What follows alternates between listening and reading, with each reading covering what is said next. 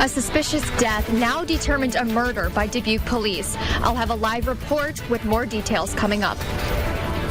A principal and a nurse testify in court on a girl's condition before her death. Her adopted mother is on trial for her murder. Environmental groups are now suing the president. He signed an order today to shrink the size of national monuments.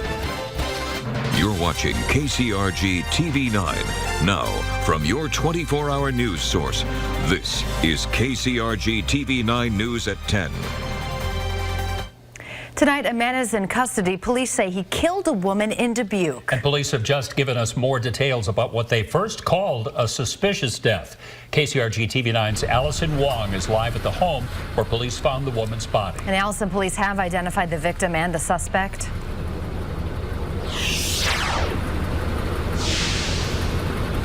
That's right. The victim's name is Beverly Puccio. According to police, her body was found inside this home behind me on Sunday evening. The suspect in her death is 36-year-old Michael Piantieri.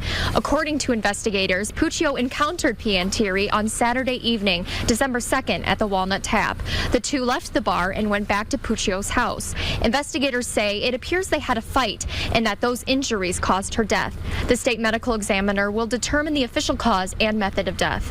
Investigators interviewed Piantieri today, and then prosecutors charged him with first-degree murder. If he's convicted, he'll spend the rest of his life in prison. The suspect is in the Dubuque County Jail awaiting his first initial court appearance. Live in Dubuque, Allison Wong, KCRG TV 9 News. In just a matter of 24 hours, we will see a wide range of weather.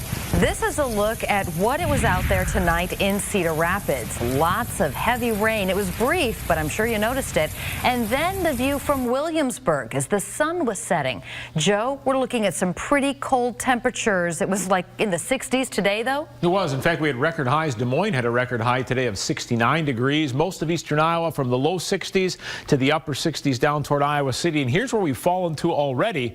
Almost 30 degrees cooler in some locations where we're at 34 degrees right now in Charles City, 41 degrees currently in Iowa City, 39 degrees in Dubuque. We do have a mostly cloudy sky on top of us. The reason the cold front moved through, dragging in that colder air, and you can really hear the winds outside. You can certainly feel them if you step outside. Right now, wind gusts as high as 40 miles per hour in Tama, a 45 mile per hour gust right now in Oskaloosa, 46 mile per hour gust in Dubuque, again, all out of the west. Those west-northwest winds will continue to drag the temperature down as we head through the night. Morning about 25 degrees. Call it windy tonight. Call it partly cloudy tomorrow. High only 34 degrees.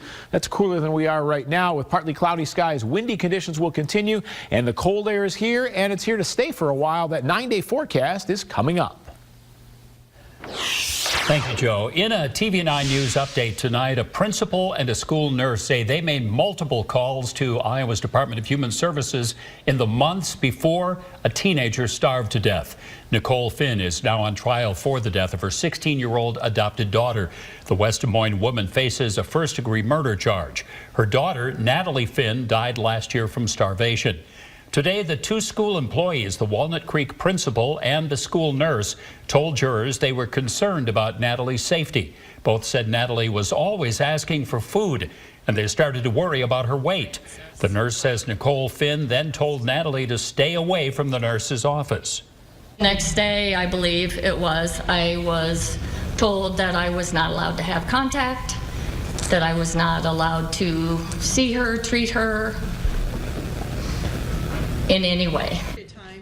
In two calls they made to the DHS, the nurse and the principal say they both got the same response. Their concerns were unfounded and they were not investigated. Man is now on trial for killing his wife and covering it up, allegedly by staging a car accident. Wisconsin prosecutors have charged Todd Kendhammer with intentional homicide for the death of his wife Barbara last year near La Crosse. Court documents say he said he and his wife were in a car when a pipe fell from a flatbed truck and hit Barbara. The medical examiner says her injuries were inconsistent with that story. They said Barbara had extensive blunt impact injuries on her head and neck. Jury selection happened today.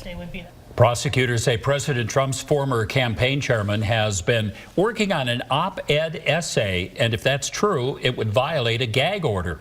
Court papers say Paul Manafort wanted to publish the op-ed under someone else's name. He hoped to influence public opinion about his work in Ukraine. Manafort is now facing several felony charges for financial crimes relating to consulting work he did in Ukraine. He claims he didn't do anything wrong. Now, this comes at the same time that President Trump's lawyer claims the president cannot be guilty of obstruction of justice. On Twitter, the president claimed he had to fire Michael Flynn because he lied to the vice president and lied to the FBI. Flynn pleaded guilty to the FBI allegation on Friday. But the president's tweet led some to believe that Trump knew Flynn lied to the FBI before he reportedly tried to get the then FBI director to go easy on Flynn. A legal expert says the president can be guilty of obstructing justice. There is no question that a president of the United States can break the law. Legal scholars believe that a sitting president can't be prosecuted for a crime while he's president, that the remedy would be political.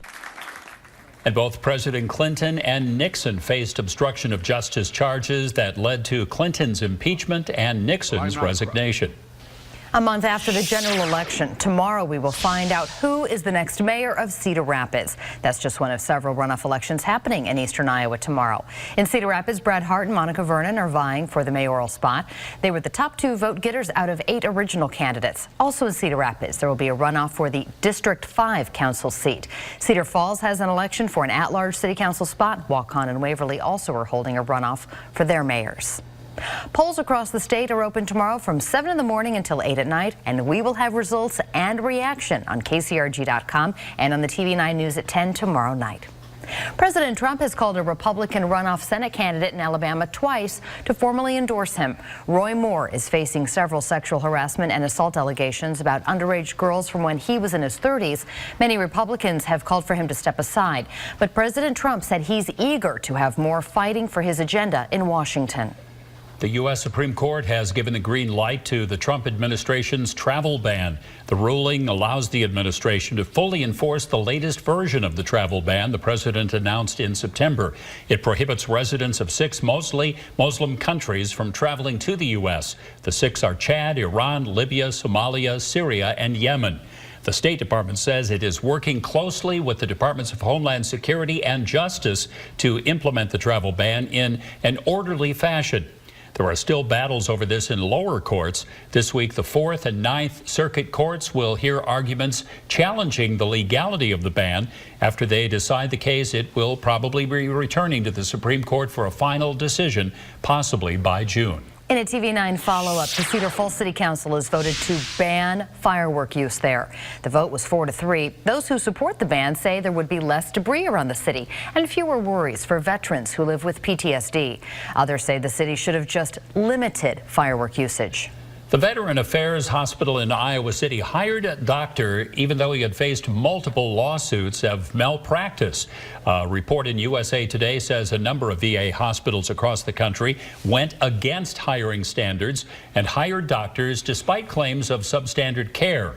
That includes the Iowa City VA hospital. Dr. John Henry Schneider started there in April and resigned November 29th. In Wyoming, where he previously practiced, his license was revoked after a patient died.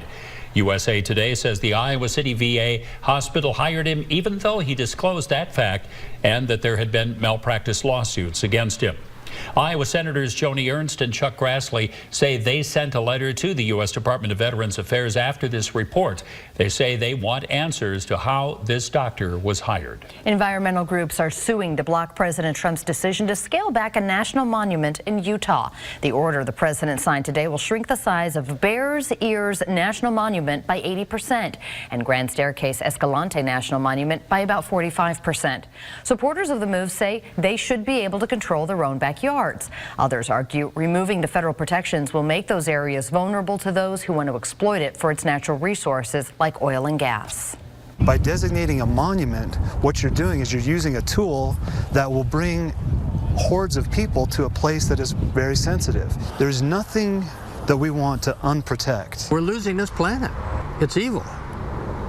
And I'm not going to stand back and just let evil win. Other presidents have previously used the 1906 law to do the opposite of what President Trump is doing by expanding protected lands. The Supreme Court might allow people to bet on sports events legally eventually here in Iowa. University of Iowa students will get the chance to help their fellow classmates get more meals. And for our first 4 days in the month of December, we had highs that were at or above 50 degrees. The last time that happened, 2012. It won't happen for the rest of this week. We've got a colder forecast next. Keep it here on TV 9.